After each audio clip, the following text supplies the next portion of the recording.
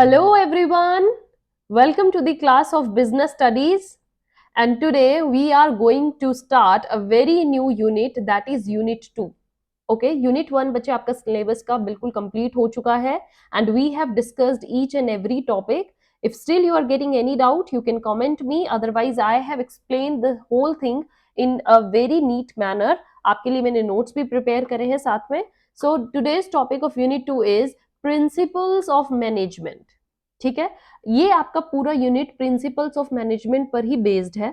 हम next session में जो प्रिंसिपल्स हैं उनको डिटेल में डिस्कस करेंगे, लेकिन आज के सेशन में जो बच्चे आपका रहेगा टॉपिक वो होगा जस्ट कंसेप्ट एंड सिग्निफिकेंस, कि प्रिंसिपल्स ऑफ मैनेजमेंट एक्चुअल में होते क्या हैं और इनकी इंपॉर्टेंस है एक मैनेजमेंट ऑर्गेनाइजेशन में क्यों है. क्या क्या प्रिंसिपल मैनेजमेंट है वो तो लेटर हम पढ़ेंगे कि कौन कौन से हैं, क्या कौन सा प्रिंसिपल क्या कहता है, that will be discussed in later on.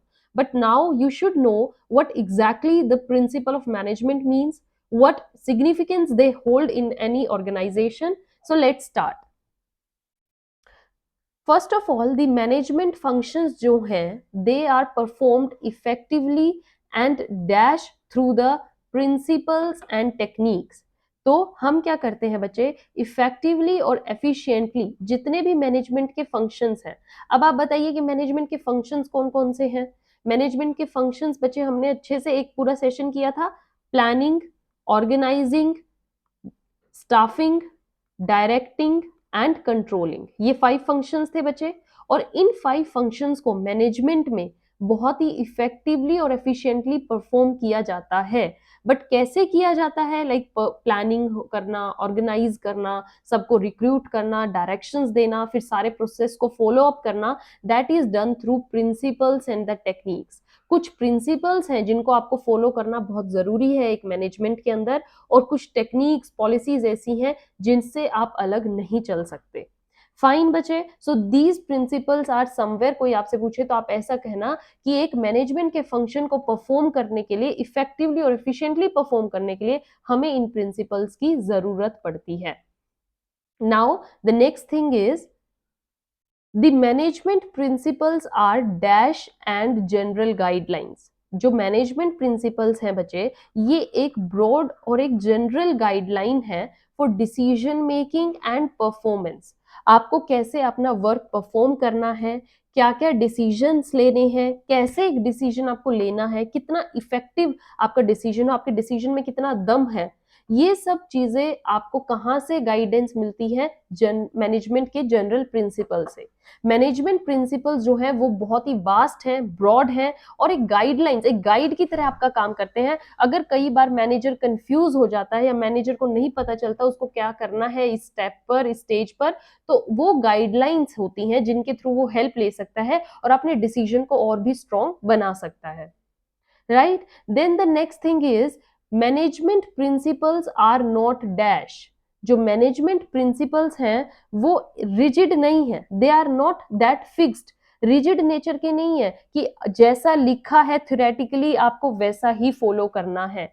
नहीं, आप अपने इन्वायरमेंट के अनुसार, आप अपने बिजनेस के अनुसार, आप अपनी ऑर्गेनाइजेशन के अनुसार, अपनी नीड्स डिमांड्स के अनुसार कैसे उनको चेंज कर सकते हो. They are flexible. So one thing is that they are not rigid in nature, they are very flexible कि principles को आपको कैसे according to your environment कैसे change करना है, as क्योंकि वो humans पर applied होते हैं बेटे, है ना. humans जो हैं वो नेचर हमारा कैसा होता है, it is not in a constant way, it keeps on changing. So we have feelings, we have love, we have emotions. So humans पर आप according to their needs and demands इनको apply करते हो. तो प्रिंसिपल्स जो होते हैं वो रिजिड नहीं होते. Next thing is what it says, as human and technical environment keeps on changing. Change होता रहता है बच्चे, कब हमें किस चीज की डिमांड है, कब हमें क्या चाहिए, क्या नीड है, it keeps on changing. That's why जो मैनेजमेंट प्रिंसिपल्स है they have to keep this pace with this. उनको इसके साथ कंपीट करके चलना चाहिए, जैसा है वैसे ही इन्वायरमेंट चलना चाहिए. The next thing is these principles are formed by, कैसे फॉर्म होते हैं, कॉन्टिन्यूस प्रैक्टिस के साथ, कॉन्टिन्यूस ऑब्जर्वेशन के साथ. आप ऑब्जर्व करके चलते हो कि हाँ इस टाइम पर ये चीज थी, ये थे. आप हेनरी फ्योल के बारे में देखेंगे, हेनरी फ्योल ने कुछ प्रिंसिपल्स बनाए हैं जो हम डिस्कस करेंगे। तो हेनरी फ्योल द्वारा जब ऑब्जर्व करके ये मैनेजमेंट के प्रिंसिपल्स डिराइव किए गए, तो उन्होंने भी तो उस चीज को सर्वाइव किया, प्रैक्टिस देखी, ऑब्जर्व किया कि हाँ यहाँ यहाँ पर एक कमी होती है, एक अच्छी मैनेजमेंट के लिए ये होना जरूरी है।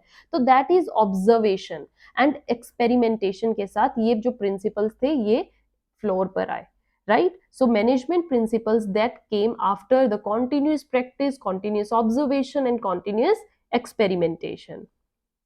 तो अब आपको कंसेप्ट अच्छे से समझ में आया बच्चे कि मैनेजमेंट प्रिंसिपल्स क्या होते हैं। Now moving to the next topic, very very important, that what is the significance of principles of management. Management के प्रिंसिपल्स इतने इंपॉर्टेंट क्यों होते हैं, क्यों हमें इन प्रिंसिपल्स के अकॉर्डिंग ही चलना चाहिए, क्यों एक मैनेजमेंट के अंदर इन प्रिंसिपल्स के अकॉर्डिंग हमें वर्क परफॉर्म करना चाहिए, क्या ये हमारी परफॉर्मेंस पर इतना इफेक्ट करते हैं, that we will study. So start reading with me. First significance, first importance is they provide useful insights into the world situations, into the dash world situation। हमें ये क्या करते हैं बच्चे, यूज इंसाइट मीन्स दैट आपको एक अंदर से वो दिखाते हैं कि रियल वर्ल्ड सिचुएशन को आपको कैसे फेस करना है। Real world situation means yes actually में हर ऑर्गेनाइजेशन में ऐसा ही होता है, ऐसी सिचुएशन को आप कैसे फेस करोगे, तो वो आपके अंदर वो चीजों की डेवलपमेंट करते हैं। यूजफुल इंसाइट्स आपके अंदर वो पर्सनल कैलिबर लेकर आते हैं, पर्सनल पोटेंसी लेकर आते हैं कि यस आपको ये चीज को ऐसे फेस करना है। तो principles of management are the great guidance जो आपको देते हैं। Next thing is they reduces wastage of resources. Resources की वेस्टेज होने से बचाते हैं, मींस कोई भी चीज वेस्ट ना हो, ये चीज हमें प्रिंसिपल ऑफ मैनेजमेंट से ही मिलती है। क्यों? अगर आप प्रिंसिपल्स को अच्छे से फॉलो करते चलोगे बच्चे, राइट, आप कोई भी ऐसा स्टेप नहीं लोगे कि जो प्रिंसिपल ऑफ मैनेजमेंट के खिलाफ हो। आप अकॉर्डिंग अपने प्रोसेस को फॉलो करोगे तो ऑब्वियसली है रिसोर्सेज भी कम वेस्ट होंगे, and next there will be effective administration. हर चीज जो एडमिनिस्ट्रेट होगी, मैनेज होगी, वो बहुत इफेक्टिवली होगी। Fine. The next thing is they facilitate dash and balanced decisions.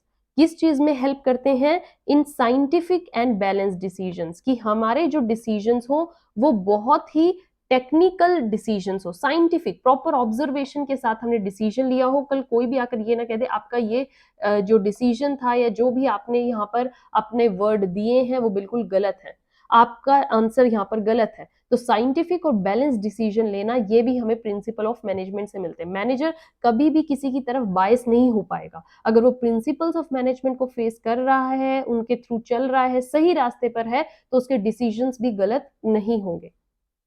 Perfect बच्चे। Then the next thing is principle of management helps to survive in the dash environment. Dynamic environment, ऐसा environment जो daily बदलता है, time to time बदलता है, सुबह कुछ हो रहा है, शाम को कुछ हो रहा है, ऐसे इन्वायरमेंट में रहने के लिए भी, सर्वाइव करने के लिए भी हमें help principal of management helps a lot. Manager को कैसे डिसीजन कब कहाँ कैसे एम्प्लॉइज के फेवर में जो हो, बॉस के भी फेवर में हो, प्रोडक्शन हेड्स के भी फेवर में हो, सबके फेवर में हो, ऐसे डिसीजन लेना कौन सिखाता है? Principal of management.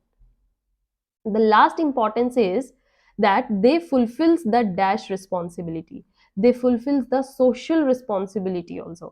सोसाइटी के प्रति एक मैनेजर का बच्चे बहुत ज्यादा उत्तरदायित्व बनता है। क्या क्या उसको काम करने हैं एक सोसाइटी के लिए भी, सोसाइटी आप एक ऑर्गेनाइजेशन से बहुत हैप्पी रहे, बहुत सेटिस्फाइड रहे, तो वो प्रिंसिपल ऑफ मैनेजमेंट ही हेल्प करते हैं। मैं आपको एक एग्जांपल देती हूँ। Principle of management there are in actual Henry Fayol के 14 प्रिंसिपल्स ऑफ मैनेजमेंट है, राइट। हेनरी फ्योल के बारे में जब हम पढ़ेंगे नेक्स्ट सेशन में, तो उन्होंने बच्चे हमें in total 14 principles of management दिए। इन 14 ऑफ प्रिंसिपल ऑफ मैनेजमेंट में से मैं आपको एक बताती हूँ, that is your unity of command. ठीक है, एक लेकर चलते हैं। एक आपका आएगा unity of command. Unity of command हमें क्या कहता है कि जब कोई भी मैनेजर किसी भी सबॉर्डिनेट को कमांड दे रहा है, तो ये होना चाहिए एक सबॉर्डिनेट को फील कि मुझे एक ही मैनेजर से काम मिले। मैनेजर कितने भी सबॉर्डिनेट्स को दे सकता है, लाइक एस है, S1 है, S2 है, मैनेजर ने इसको भी काम दिया, इसको भी दिया, इसको भी दिया, लेकिन तीनों को पता है कि हमें इसी मैनेजर के पास जाना है, अपना काम, अपना रिपोर्ट इसी को ही देनी है। बट एक होता है कि दो मैनेजर्स हैं और नीचे सपोज कीजिए 4 to 5 एम्प्लॉइज हैं, उनको काम ये भी दे रहा है और ये मैनेजर भी दे रहा है, तो इससे क्या हो गया, एक हफाजेडनेस क्रिएट हो गई, बहुत ही मिक्स सा माहौल हो गया। किसी भी सबॉर्डिनेट को ये लगेगा पहले काम इस मैनेजर का करूं कि इस मैनेजर का करूं, इसको जाके पहले आंसर दूं कि इसको जाके आंसर दूं, तो सोसाइटी खुश नहीं है, आपके एम्प्लॉइज आपसे खुश नहीं है, they are the part of society. So social responsibility principle हमारा ये कहता है कि आपकी कमांड में यूनिटी होनी चाहिए, one person should give the responsibility to one person only. So this is the social responsibility and this can be done only with the help of principles of management. I hope you enjoyed today's session बच्चे। Principal of management की just आज starting थी, आपको इसका concept अच्छे से समझ में आया हो, सिग्निफिकेंस अच्छे से समझ में आई होगी, तभी हमारा जो नेक्स्ट सेशन है उसमें आप अच्छे से कॉपरेट कर पाएंगे।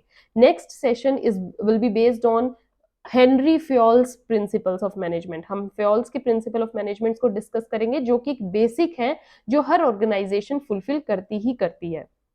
Till then keep enjoying, keep sharing, thank you.